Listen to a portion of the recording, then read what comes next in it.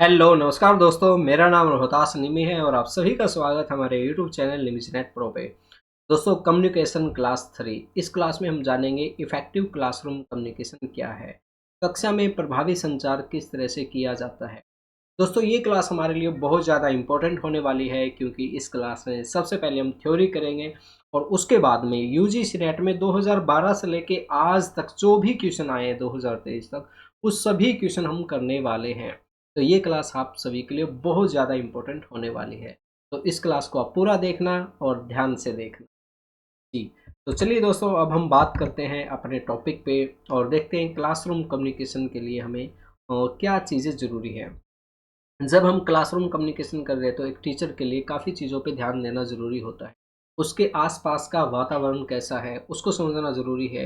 अपने teaching study material को समझना ज़रूरी है। अपनी कम्युनिकेशन स्किल को इम्प्रूव करना ज़रूरी है। कई बार क्या होता है कि जब हम पढ़ाते हैं, जब मैं भी पढ़ाता हूँ तो कई चीज़ें हमें पता नहीं चलती। कई टॉपिक ऐसे आ जाते हैं जो हमें पता नहीं होता। उसको हम किस तरह से हैंडल करते हैं। तो वहाँ पे हमें नर्वस नहीं होना चाहिए, हमें बताना चाहिए भई ये टॉपिक अभी मेरे को समझ में नहीं आ रहा, इसका मैं आंसर कल दूँगा। बस सिंपल सा आप बोल दो उनको।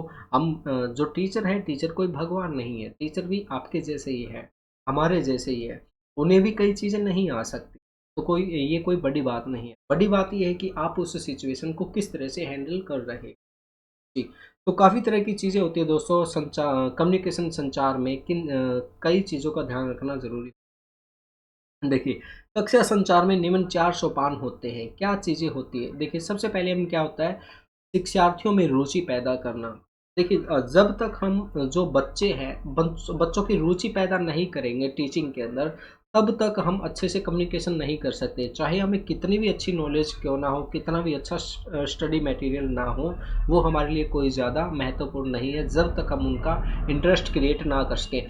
और इंटरेस्ट क्रिएट करने के लिए हम काफ़ी चीज़ें कर सकते हैं। हम बच्चों के साथ मजाक भी कर सकते हैं, बच्चों को अच्छा स्टडी मटेरियल दे सकते हैं, इंटरेक्टिव चीज़ें लेके आ सकते हैं उनके लिए। एलईडी पैनल लेके आ सकते हैं, वीडियोस इस्तेमाल कर सकते हैं और कई उदाहरण भी उनको हम दे सकते हैं, रियल लाइफ एग्जांपल दे सकते हैं। और हमें एग्जाम्पल ऐसे देने चाहिए जो बच्चों से रिलेट हो। ऐसे एग्जाम्पल नहीं देने चाहिए जैसे इंग्लैंड का एग्जाम्पल दे रहे हैं, किसी और देश का एग्जाम्पल दे रहे हैं, ऐसा नहीं होना चाहिए।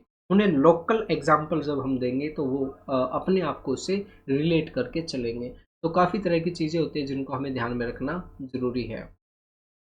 और उसके बाद में हम बात करते हैं विषय वस्तु को संगठित करना, ऑर्गेनाइजिंग कंटेंट मैटर। जो भी हमारे पास मैटर है, स्टडी मटेरियल है जो हमें टीच करना है, तो उसको एक सिस्टमेटिक वे में बताना ज़रूरी है। पहले हम बच्चों को ये चीज़ सिखाएंगे, फिर ये सिखाएंगे, फिर ये सिखाएंगे। स्टेप बाय स्टेप चीज़ें हमें सिखाना ज़रूरी है ताकि उनको चीज़ें समझ आ जाए। सबसे पहले हमें उनको वो चीज़ें बतानी चाहिए जिनके बारे में वो ऑलरेडी जानते हैं, जिनसे वो अपने आप को रिलेट कर सकें। उसके बाद में हम बात करते हैं रिव्यू अकॉर्डिंग टू ऑब्जेक्टिव। जो चीज़ हमने तैयार की है क्लास में बताने के लिए, वो हमें देखना चाहिए कि जो हमारे ऑब्जेक्टिव्स हैं, जो हमें लेसन आज पढ़ाना है, जो चीज़ बच्चों को आज सिखानी है, क्या ये चीज़ उसी के अकॉर्डिंग हमारा स्टडी मटेरियल है या नहीं है, वो हमें रिव्यू करना ज़रूरी है। मैं भी ऐसा ही करता हूँ। जब भी हम स्टडी नोट्स बनाते हैं तो पढ़ाने से पहले मैं खुद उसको पूरा पढ़ता हूँ और देखता हूँ कि जो चीज़ मैं स्टूडेंट को बताना चाहता हूँ वो इसमें है या नहीं है। आज की सुबह की बात है, सुबह मेरे को लगा कि यार नहीं, नोट्स में कुछ न कुछ कमी है। इसके अंदर हमें क्वेश्चन भी डालने ज़रूरी है। अगर हम थ्योरी करवा रहे हैं, उसके साथ अगर क्वेश्चन भी होंगे तो अच्छे से रिलेट कर पाएँगे स्टूडेंट कि आज तक इस थ्योरी में से कैसे क्वेश्चन एग्ज़ाम में आ चुके हैं। तो ये चीज़ हमने इंक्लूड की। तो आज यही करने वाले हैं, पहले थ्योरी करेंगे और उसके बाद में इससे रिलेटेड जो भी क्वेश्चन आए वो सभी क्वेश्चन करने वाले हैं। उसके बाद में प्रतिपुष्टि यानी कि फीडबैक होना ज़रूरी है। हम कैसा पढ़ा रहे हैं, अच्छा पढ़ा रहे हैं, हमारे अंदर कमियां हैं, कमियां हो सकती है, नेचुरल सी बात है। वो कमियां कौन बताएगा, वो हमें स्टूडेंट बताएंगे। तो दोस्तों, आप भी हमें फीडबैक ज़रूर देना, आपको हमारी क्लास कैसी लगती है। यार, आप लोग कमेंट नहीं करते। अगर कोई कमी है तो कमी भी बताया करो, कुछ इम्प्रूवमेंट करना है तो वो भी हमें बताया करो। ठीक है, तो आप भी हमें फीडबैक ज़रूर देना। तो बच्चों से फीडबैक लेना बहुत ज़्यादा ज़रूरी है एक टीचर को। तो ये चीज़ कुछ हमारे लिए इम्पोर्टेंट है। और उसके बाद हम बात करते हैं दोस्तों, प्रभावी कक्षा संचार की क्या सिद्धांत है, principle of effective classroom communication. अब देखिए, इसके हमारे जो प्रिंसिपल है, प्रिंसिपल हमारे अलग अलग हो सकते हैं। जो सिद्धांत है, सिद्धांत देखिए शिक्षकों के लिए सिद्धांत हो सकता है प्रिंसिपल फॉर टीचिंग, और मैसेज डिजाइन करने के दौरान हम किन चीज़ों का ध्यान रखें उसके प्रिंसिपल्स हो सकते हैं। शिक्षण विधि और मीडिया के चयन के लिए सिद्धांत हो सकता है, और अनुकूल शिक्षण वातावरण के लिए सिद्धांत हो सकता है। तो ये चारों के लिए अलग अलग जो सिद्धांत है उन पे हम बात करें। सबसे पहले हम बात करते हैं, देखिए शिक्षकों के लिए क्या सिद्धांत है, प्रिंसिपल फॉर टीचर्स। देखिए develop a realistic self concept and perception about surrounding. अब देखिए आसपास के वातावरण के बारे में संवेदनशील होना। अब इसका मतलब ये है कि कई बार क्या है कि कई स्टूडेंट कई टीचर ऐसे सोचते हैं कि हमें तो सिलेबस कंप्लीट करवाना है, हमें कोई मतलब नहीं है। अब कल की मैं आपको बात बताऊं, कल मैं क्लास ले रहा था, ऑनलाइन क्लास ले रहा था, तो पास में क्या था कि डीजे बज रहा था, तो उससे बहुत ज़्यादा शोर आ रहा था। तो मैंने स्टूडेंट को बोल दिया, भाई दोस्तों आज हमारी क्लास नहीं थी। हमारी क्लास थोड़ी देर चली थी, आधा घंटा क्लास चली थी, फिर वो क्लास मैंने बंद कर दी। अब देखिए अगर मेरे को फॉर्मेलिटी करनी होती तो मैं फॉर्मेलिटी कर देता, वहाँ पे क्लास खत्म, मतलब पूरी क्लास लेके चाहे बच्चों को समझ में आए या ना आए मैं बंद कर देता। लेकिन एक अच्छे टीचर को अपने आसपास के वातावरण के बारे में पता होना चाहिए, संवेदनशील होना चाहिए। अगर आसपास कुछ गलत घटित हो रहा है तो उसको सही करने का प्रयास करना चाहिए और अपनी टीचिंग को इम्प्रूव करने का प्रयास करना चाहिए। फिर है develop proficiency in the subject matter, विषय वस्तु पे दक्षता विकसित करना। अब जो भी हम पढ़ा रहे हैं तो उसको बार बार रिवाइज करना चाहिए। जैसे जो चीज़ हमने आज पढ़ाई है वो चीज़ अगर एक साल बाद पढ़ा रहे तो हमें देखना चाहिए इसमें क्या चीज़ इम्प्रूव हुई है और क्या चीज़ हम इसमें और जोड़ सकते हैं, वो एक टीचर को पता होना। जैसे अगर हम बात करें 2019 का जो सिलेबस है वही सिलेबस हमारा आज भी है, लेकिन 2019 में जो क्वेश्चन आते थे यूजीसी नेट में उसमें इम्प्रूवमेंट हुई है, कई चीज़ें उसमें ऐड हुई है, आईसीटी में कई नई चीज़ें आई है। तो हमें देखना होता है कि जो सिलेबस के बाद में क्या क्या चीज़ें इम्प्रूव हुई है। सिलेबस तो चलो सेम है हमारा, लेकिन क्वेश्चन पेपर में किन नए टॉपिक को दिया जा रहा है ये हमें पता होना चाहिए। अप टू डेट रहना ज़रूरी है। और इसी को ध्यान में रखते हुए दोस्तों हमने भी up to date study notes बनाए हैं और हमने एनालिसिस किया है कि कौन से एग्जाम में क्या क्वेश्चन पूछे जा रहे हैं। और इसी को ध्यान में रखते हुए दोस्तों हमारे पास 2012 से लेकर 2023 तक क्वेश्चन है, जिससे आप ये पता कर सकते हैं कि हमारे एग्जाम में किस तरह से क्वेश्चन पूछे जा रहे हैं। टॉपिक वाइज और सब टॉपिक वाइज क्वेश्चन हम आपको दे रहे हैं, तो वो आप हमारी ऐप निमिज नेट में ले सकते हैं। तो एक टीचर को अप टू डेट रहना चाहिए। फिर है अंडरस्टैंडिंग द लर्नर, हमारे हमारे जो लर्नर्स हैं उनको समझना चाहिए वो कौन सी लैंग्वेज जानते हैं और उनका लेवल कितना है, किस लेवल तक वो पढ़े लिखे हैं, उनके समझने की अंडरस्टैंडिंग कितनी है। तो ये चीज़ें हमें पता होना चाहिए, उनका इंटरेस्ट क्या है, किस चीज़ में वो ज़्यादा इंटरेस्ट करते हैं और वो किस तरह से पढ़ना चाहते हैं, ये सारी चीज़ें हमें पता होना चाहिए। और एक और जो बहुत ज़्यादा ज़रूरी चीज़ है दोस्तों, पूर्व ज्ञान। बच्चों का पूर्व ज्ञान क्या है, बच्चों को कितना आ रहा है पहले उसी के अकॉर्डिंग हमें बताना चाहिए क्लास के अंदर, उसको देखना चाहिए बच्चों को कितना आ रहा है। फिर effective classroom, effective communication skill. अब जो टीचर है, टीचर के अंदर इफेक्टिव कम्युनिकेशन स्किल होनी चाहिए। अगर कोई बच्चा शरारत कर रहा है तो उसको धमकाने का उसके अंदर सामर्थ्य भी होना चाहिए, प्लस में उसको मोटिवेट करना भी आना चाहिए। बच्चों को किस तरह से वो मोटिवेट करेगा और उसको हंसी मजाक भी आना चाहिए कि किस तरह से वो क्लास को एंटरटेनमेंट बना सकता है।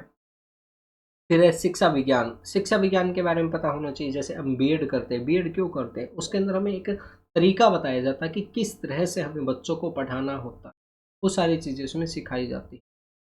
फिर है शिक्षक का वस्तुनिष्ठ और कर्तव्यनिष्ठ, उसको ऑब्जेक्टिव और कर्तव्यनिष्ठ होना जरूरी है। यानी कि उसका एक टीचर का कर्तव्य क्या होता है, टीचर का कर्तव्य होता है बच्चों को सही रास्ते पे लेके चलना, उसको एक अच्छा नागरिक बनाना। तो अगर कोई टीचर किसी बच्चे में कुछ गलत चीज़ें देख रहा है, सामाजिक गलत एक्टिविटी देख रहा है, तो उसको टोकना चाहिए, उसे रोकना चाहिए। उसके लिए का मतलब केवल इतना नहीं है कि अपना सिलेबस कंप्लीट करवा दिया, अपनी चीज़ें कंप्लीट करवा दी, बस यहीं तक उसे सीमित नहीं रहना चाहिए। तो फर्ज बनता है कि वो को एक अच्छे मार्ग पे लेके चले। और उसके बाद में हम बात करते हैं दोस्तों संदेश नियत करने के सिद्धांत, principle for message design. Message design हमें कैसा करना चाहिए, जो हम कम्युनिकेशन कर रहे हैं क्लास के अंदर वो कैसा होना चाहिए। ये देखिए क्लियर एंड स्पेसिफिक ऑब्जेक्टिव, जो भी हमारे ऑब्जेक्टिव्स है, जो उद्देश्य है वो स्पेसिफिक होने चाहिए। और जो हमारा ऑब्जेक्टिव है वो स्मार्ट होना चाहिए। स्मार्ट का मतलब है, ये देखिए स्मार्ट की फुल फॉर्म है स्पेसिफिक, मेजरेबल, अचीवेबल। जो भी हम उद्देश्य डिसाइड कर रहे हैं, अब मान के चलते हैं भाई हमें क्लास के अंदर 80% नंबर लेके आने हैं। तो ये क्या है, स्पेसिफिक है, 80% नंबर लेके आने हैं। मेजरेबल है, इसको मेजर कर सकते हैं 80%। फिर अचीवेबल, 80% नंबर तो हम लेके आ सकते हैं, ठीक है। फिर रियलिस्टिक, यथार्थवादी भी है। और उसके बाद में टाइम फ्रेम, टाइम फ्रेम होना चाहिए भाई इस एग्ज़ाम में, दिसंबर 2023 में, है ना। ऐसे हम टाइम फ्रेम डिसाइड करते हैं भाई इतने महीने में इस एग्ज़ाम में मेरे को इतने नंबर लेके आने हैं। दूसरी तरफ अगर हम ये कहते हैं भाई मेरे को एग्ज़ाम में 110% नंबर लेके आने, तो ये क्या, ये तो स्पेसिफिक नहीं है। और ये देखिए रियलिस्टिक तो नहीं है ना, क्योंकि एग्ज़ाम ही 100 नंबर का होता तो उसमें 110 नंबर कैसे आ जाएंगे, वो रियलिस्टिक नहीं है। तो जो भी चीज़ है वो रियलिस्टिक होनी चाहिए, यथार्थवादी होनी चाहिए। और उसके बाद में क्या है कि हमारा जो मैसेज है, जो भी हम टीच कर रहे हैं, वो प्रॉपर सीक्वेंस में होना चाहिए। ऐसे नहीं कि आगे पीछे ऊट पटांग चीज़ें। सुबोध भाषा का उपयोग, सही भाषा का उपयोग करना चाहिए। उसमें बहुत ज़्यादा टेक्निकल शब्दों का इस्तेमाल नहीं करना चाहिए जिनके बारे में बच्चे नहीं जानते हो। आसान और सिंपल भाषा का इस्तेमाल करना चाहिए। उचित प्रतीक, राइट सिंबल्स का इस्तेमाल करना चाहिए जिनके बारे में लोग अच्छे से जान सकें। ऐसी चीज़ें हमें बतानी चाहिए। और प्रासंगिक अभ्यास, रिलेवेंट प्रैक्टिस। अब कई बार क्या है कि बच्चों को हम काम बहुत ज़्यादा दे देते हैं ना, भाई आपको 50 क्वेश्चन लिख के लेके आने हैं, तो बच्चों के लिए बहुत ज़्यादा काम हो जाता है होमवर्क। तो उनको होमवर्क करना बहुत मुश्किल हो जाता है, उनके लिए फिर टेंशन क्रिएट होती है, उनका इंटरेस्ट नहीं होता उस चीज़ के अंदर। बच्चों को इतना ही काम दो जितना वो आसानी से कर सके। फिर उदाहरण अच्छे देने चाहिए बच्चों को, जो भी हम मैसेज डिजाइन कर रहे हैं उसके अंदर अच्छे उदाहरण चाहिए, लोकल एग्जाम्पल उसके अंदर होने चाहिए। तो ये चीज़ है। उसके बाद में है principle for selection of instructionals method and media. जो भी हम मेथड चुनाव कर रहे हैं, तो उसमें किन चीज़ों का ध्यान रखना चाहिए। प्रासंगिक और उचित विधियां में मीडिया का चयन, select relevant and appropriate method and media. अब हमें ऐसा मेथड यूज़ करना चाहिए जो सभी के लिए उपयुक्त हो। अब जैसे हम बात करके चले कि हम ऐसी एप्लीकेशन पे पढ़ा रहे हैं जहाँ पे जिनके बारे में बच्चे जानते नहीं हैं। एक हम यूट्यूब पे पढ़ा रहे हैं, यूट्यूब पे क्या है कि सभी बच्चे जानते हैं। अगर हम कह दें भी ये यूट्यूब की वीडियो ये आप देख लेना और उनको सभी को लिंक दे दे, तो अच्छे से उसका उपयोग कर सकते हैं। इसके बजाय अगर हम कोई एक नई एप्लीकेशन हमने डेवलप कर ली, हम कहे जी बच्चों आपको इस एप्लीकेशन में साइन अप करना है, आपको ये डालना है वो डालना है, मतलब अगर हम कॉम्प्लिकेटेड चीज़ें कर देंगे तो बच्चे का ज़्यादा उसमें इंटरेस्ट नहीं होगा। तो मीडिया का चयन ऐसा करना चाहिए जो सभी की पहुंच में हो, आसानी से उसको समझ में आ सके। Use variety of method and media. हम अपनी टीचिंग में अलग अलग वेराइटी और मेथड का इस्तेमाल कर सकते हैं जिससे बच्चों को बोरियत महसूस ना हो, उनका इंटरेस्ट बना रहे। नई नई चीज़ें इस्तेमाल करेंगे तो वो क्या है कि बोर होने से बच जाएंगे और उनकी रुचि ज़्यादा बनेगी। फिर यूज़ गुड क्वालिटी मीडिया। अब हमें जो भी हम कैमरा इस्तेमाल कर रहे हैं, माइक इस्तेमाल कर रहे हैं, तो टाइम थोड़ा ज़्यादा लग जाए चीज़ों में, लेकिन क्वालिटी बढ़िया उसकी होनी चाहिए। फिर है इंटीग्रेशन ऑफ डिफरेंट मीडिया, शिक्षण अधिगम में विभिन्न मीडिया का एकीकरण। जब हम वो कर रहे हैं, टीचिंग कर रहे हैं, तो उसमें कई चीज़ें इस्तेमाल कर सकते हैं। जैसे क्लास में ऑफलाइन क्लास चल रही है, बच्चों को कुछ मॉडल समझाना है, कुछ चीज़ें समझानी है, तो उसके लिए हम एनिमेशन वीडियोस दिखा सकते हैं, या कुछ ग्राफ लेके आ सकते हैं, वो उनको दिखा सकते हैं, या रियल मॉडल दिखा सकते हैं उनको। तो इस तरह से अलग अलग मीडिया का इस्तेमाल कर अपनी क्लास को इंटरेस्टिंग बना सकते हैं। और उसके बाद में हम बात करते हैं दोस्तों principle for creating conducting sorry principle for हाँ क्रिएटिंग कंडक्टिव लर्निंग एनवायरनमेंट। अनुकूल शिक्षण वातावरण बनाने के लिए क्या क्या सिद्धांत हो सकते हैं। देखिए हमारा जो एनवायरनमेंट है, टीचिंग एनवायरनमेंट कैसे अच्छा बनेगा। जो कक्षा में विद्यार्थियों की संख्या सीमित होगी। अगर कक्षा में 100 बच्चे हम रख ले, तो वहाँ पे तो अच्छे से पढ़ाई नहीं होगी, बच्चे शोर करेंगे, उनको बार बार चुप करवाएंगे, चुप कराएंगे, चुप हो जाओ चुप हो जाओ, तो काफ़ी डिस्टर्बेंस होंगे। तो सीमित संख्या में बच्चे होने चाहिए, कक्षा में बैठने की उचित व्यवस्था होनी चाहिए, कक्षा के साथ सामर्थ्य और सामंजस्य स्थापित करना चाहिए। जो भी बच्चे हैं, छात्र हैं, छात्रों के साथ अच्छे से कोऑर्डिनेशन हमारा होना चाहिए। और फिर है प्रतिपुष्टि तंत्र की स्थापना, फीडबैक मैकेनिज्म होना चाहिए। बच्चे हमें फीडबैक दे सके। कई बार क्या होता है कि बच्चा हमसे कुछ पूछना चाहता है लेकिन वो पूछ नहीं पाता है। क्यों? क्योंकि वो हमसे डरता है ना? वो बात बताने में डरता है, हमसे शेयर करने में डरता है। तो ऐसा नहीं होना चाहिए। हमें ऐसा मैकेनिज्म बिल्डअप करना चाहिए कोई भी बच्चा हमें अपनी बात बता सके। और फिर है एनकरेज इनोवेशन, इनोवेशन क्रिएटिविटी को बढ़ावा देना चाहिए।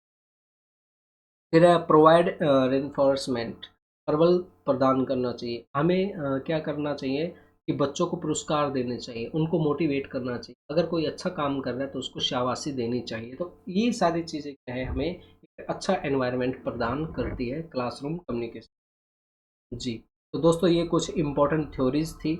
अब हम इनसे रिलेटेड जो क्वेश्चन हैं आए हैं हमारे, वो हम देखते हैं। चलिए देखते हैं इससे रिलेटेड क्वेश्चन। तो अब देखिए, इसमें सबसे पहला जो क्वेश्चन है हमारा, classroom communication of a teacher rest on the principle of. Classroom communication कैसा होना चाहिए, ये देखिए इसका राइट आंसर क्या, ऑप्शन 2 है एडुटेनमेंट।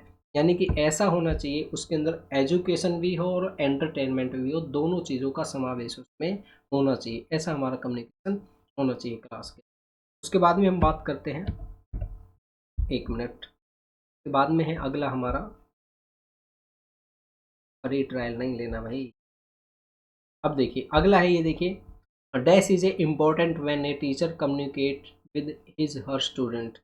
जब एक शिक्षक बच्चों से बातचीत कर रहा है, टीचिंग कर रहा है, तो उसमें क्या होना चाहिए, उनकी आवाज़ में, उनके लहजे में क्या होना चाहिए, इम्पैथी, इम्पैथी होनी चाहिए, तदनुभूति होनी चाहिए। इम्पैथी का मतलब है कि जैसा बच्चा है, बच्चे के अकॉर्डिंग हमें होना चाहिए। अगर बच्चा नर्वस है तो उसे हमें आराम से बताना चाहिए। अगर बच्चा डर रहा है, बच्चे ने मान के चलिए आज काम नहीं किया, वो बेचारा बच्चा डर रहा है, तो हमें उससे ज़्यादा डराना नहीं चाहिए। उसके अकॉर्डिंग हमें टीचिंग करनी, एम्पैथी होनी चाहिए उसके अंदर। अगर बच्चा बहुत अच्छा कर रहा है क्लास के अंदर, तो हमें उसे मोटिवेट करना चाहिए। तो ये एम्पैथी होना बहुत ज़्यादा ज़रूरी है। इससे रिलेटेड हमारे क्वेश्चन कई बार एग्जाम में आए हैं, एम्पैथी, ये ध्यान रखना। उसके बाद में हम बात करते हैं दोस्तों, आगे जो हमारा क्वेश्चन है, ये देखिए classroom communication is normally consider as. Classroom communication कैसा होना चाहिए, कोग्नेटिव, संज्ञानात्मक होना चाहिए।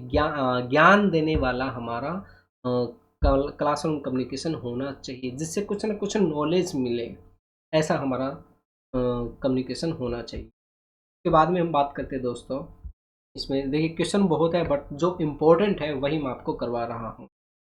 देखिए, in classroom A communicators trust level is determined by.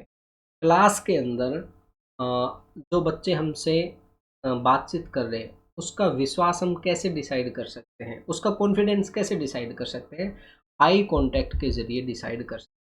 अगर बच्चा आंखों में आंखें डाल के बात कर रहा है तो हमें लगेगा भाई इसमें कॉन्फिडेंस बहुत और उसके बाद में हम आगे देखते हैं इम्पोर्टेंट क्वेश्चन। देखिए classroom communication is the basis of social identity, सामाजिक पहचान का। कक्षा संप्रेषण किसका आधार है, सामाजिक पहचान आधार है। और उसके बाद में हम देखते हैं, देखिए ये देखो वो आ गया ना, ये देखो 2017 में आया, वो पहले आया था शायद 2013 में, ऐसा कुछ। क्लासरूम कम्युनिकेशन शुड एसेंशियल भी, कक्षा में संवाद अनिवार्य रूप से कैसा होना चाहिए। तो इसका राइट आंसर क्या है, एम्पैथेटिक। वो था ना हमारा एम्पैथिक था पीछे वाला क्वेश्चन में। तो ये देखो तदानुभूति होनी चाहिए, ये इसका राइट आंसर। तो आप देख सकते हैं किस तरह से हमारा क्वेश्चन रिपीट हो रहा है, आगे भी क्वेश्चन आ सकता है हमारा। और उसके बाद में हम देखते हैं जो इम्पोर्टेंट है, ये देखिए एम्पैथी का फिर आ गया। ये देखिए ये दिसंबर शायद हाँ दिसंबर 19 में आया है। देखो empathy is essential for effective communication between the communicator and the communicate. ये देखो एम्पैथी का फिर से आ गया ना हमारा ये क्वेश्चन। तो दोस्तों आप देख सकते हैं एम्पैथी हमारे लिए कितना ज़रूरी है।